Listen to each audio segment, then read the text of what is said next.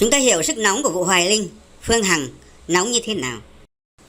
Tới lúc này, cả đại biểu Quốc hội cũng lên tiếng, mà là ông đại biểu Quốc hội nóng nhất, sốt nhất. Tiến sĩ luật Lưu Bình Nhưỡng. Ông Lưu Bình Nhưỡng còn nhắc đến Hoài Linh, Thủy Tiên và Đoàn Ngọc Hải trong công tác cứu trợ. Trao đổi với báo Dân Việt, ông Lưu Bình Nhưỡng nói, vì sao người ta gọi là cứu trợ? Vì tính chất cấp thiết của sự việc. Người cần giúp đỡ đang rất nguy khốn. Nếu để quá lâu sẽ giảm giá trị, mất tính kịp thời. Thế bây giờ làm sao mà gọi cứu trợ được nữa?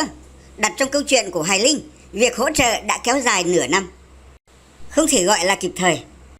Bây giờ người dân địa phương đã khắc phục xong thiệt hại và ổn định cuộc sống. Vậy thì sự giúp đỡ lúc này còn có giá trị như trước đây không? Tôi cho rằng số tiền 14 tỷ vẫn còn đấy, không ai lấy một đồng nào, không mẻ một đồng nào như Hoài Linh nói. Thế nhưng giá trị thực tế của đồng tiền khi mang đến trao cho người dân ở thời điểm này đã giảm đi rất nhiều. Người xưa nói một miếng khi đói bằng một gói khi no, là để nói về sự quan trọng của món quà được trao đúng thời điểm, lúc cần thiết nhất. Vị đại biểu Quốc hội cho rằng việc làm này phải xuất phát từ tâm vô tư trong sáng. Vì là việc thiện nguyện cho nên phải làm hết mình, hết trách nhiệm. Ông Nhưỡng nhắc đến trường hợp của ông Đoàn Ngọc Hải và ca sĩ Thủy Tiên là thí dụ. Ông nói ông Đoàn Ngọc Hải tự lái xe đi khắp nơi để giao nhà, giao tiền và chăm từng lon sữa cho trẻ em. Ca sĩ Thủy Tiên cũng đi lại liên tục để hoàn thành hàng chục căn nhà giúp đỡ những gia đình có khó khăn. Những con người này cũng gặp nhiều khó khăn trở ngại chứ, nhưng cái quan trọng là họ đã xác định rõ tinh thần và trách nhiệm của mình để mà khắc phục khó khăn, thực hiện bằng được kế hoạch của mình. Vị đại biểu Quốc hội cho rằng Hoài Linh hoàn toàn có thể nhờ đội ngũ của mình, nhờ các tổ chức từ thiện, chính quyền địa phương san sẻ công việc cho mình.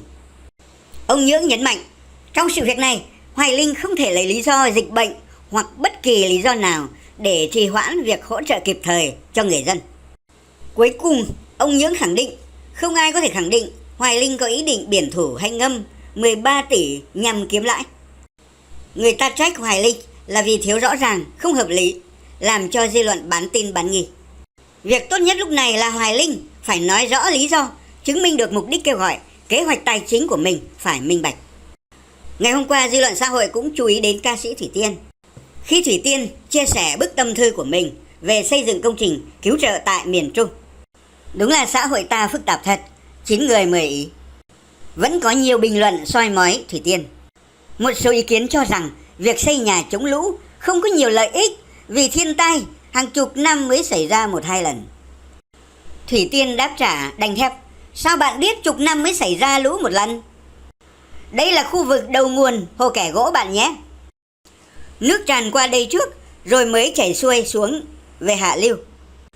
Ở vùng này nước chảy rất xiết và rất mạnh, rất nhanh, không kịp trở tay. Bạn nên nhớ nước ở đây không sâu, nhưng kinh khủng lắm vì nước chảy rất nhanh.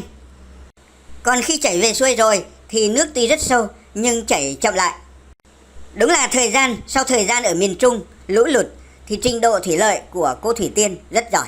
Cô nói giỏi như một kỹ sư thủy lợi. Thủy Tiên giải thích tiếp, mình đã đến tận nơi quan sát trực tiếp tình hình từ người dân, nên mình biết chỗ nào nông, chỗ nào sâu, chỗ nào nặng và nguy hiểm hơn để ưu tiên hơn. Vì tiền thì ít mà người dân thì đông. Người dân ở vùng này, người già và trẻ em nhiều lắm. Thanh niên lớn lên thì thoát ly cả. Họ lại không có điện thoại di động nên trường hợp khẩn cấp không biết kêu cứu ai. Có cảm tưởng như Thủy Tiên ở miền Trung quá lâu cho nên cô rất hiểu người dân địa phương. Nó cũng nói lên cái tâm của cô. Khi đã có cái tâm lớn thì mình có khả năng tìm hiểu mọi thứ. Lại một cơ hội nữa để người ta so sánh Hoài Linh và Thủy Tiên. Ai lớn hơn ai, ai vô tư hơn ai vô tâm hơn ai. Sao phụ nữ nhiều việc như thế, việc gia đình, việc công việc, nghệ thuật, việc nuôi con, việc gì cũng nhiều hơn. Thế mà cô ta dành thời gian đến tận nơi, trao tiền tận tay cho người dân. Thế mà một ông đàn ông đã về chiều, tuổi đã luống, không phải chăm con nhỏ, việc gia đình cũng rảnh rỗi, thế mà lại không đủ thời gian. Phải nói dân mạng bây giờ hiểu biết nhiều thật. Họ lại so sánh cả chuyện này, làm cho Hoài Linh chắc là xấu hổ lắm. Là phụ nữ có đặc thù riêng, chẳng hạn như mỗi tháng một lần. Như vậy mà Thủy Tiên không sợ nước, vẫn lội nước. Không sợ bệnh phụ nữ, thế mà Hoài Linh chẳng lo chuyện này mà không đến đây, anh ta lại sợ nước quá. Chỗ này thì không những Hoài Linh mà đàn ông phải xấu hổ thật nhiều. Nhiều người còn tò mò là trong những tháng ở miền Trung, không biết Thủy Tiên sinh hoạt như thế nào, cô tắm như thế nào, cô vệ sinh như thế nào. Phải công nhận người Việt Nam tình cảm thật, rất quan tâm đến nhau, quá quan tâm đến mức tò mò. Người ta nói câu này hay thật, yêu nhau lắm cắn nhau đau. Thần tượng quá, lúc thần tượng sụp đổ thì là rất cay đắng. Cũng đừng quá cay đắng, đừng quá nhẫn tâm với Hoài Linh. Nghệ sĩ lớn có cái nhược điểm của họ, đó là sự đãng trí. Lúc nào họ cũng nghĩ đến chuyện sáng tạo nghệ thuật. Thế mà trách móc. Đỉnh cao của sự trách móc ngày hôm qua là vì sao Hoài Linh không được như Thủy Tiên. Hoài Linh mỗi tháng không bị một lần bệnh phụ nữ. Thế mà Hoài Linh sợ nước, không dám đi vào vùng lũ. Trách móc như thế thì hết nước hết cái, không còn gì để trách nữa. Không những Hoài Linh mà tất cả những người đàn ông Việt Nam cũng xấu hổ. Nhìn những hình ảnh của cô ca sĩ giữa sóng nước mênh mông mà xấu hổ. Sao mình không làm được một phần như cô Thủy Tiên? Qua sự việc của Hoài Linh, chúng tôi cũng rút ra một bài học kinh nghiệm là nếu chúng ta có nhiều người quý mến mình, hãy trân trọng tình cảm đó, không bao giờ làm họ thất vọng. Giữa thần tượng và kẻ thù khủng khiếp chỉ có một bước chân. Rất mong nhận được những ý kiến phê bình phản biện của quý vị thính giả.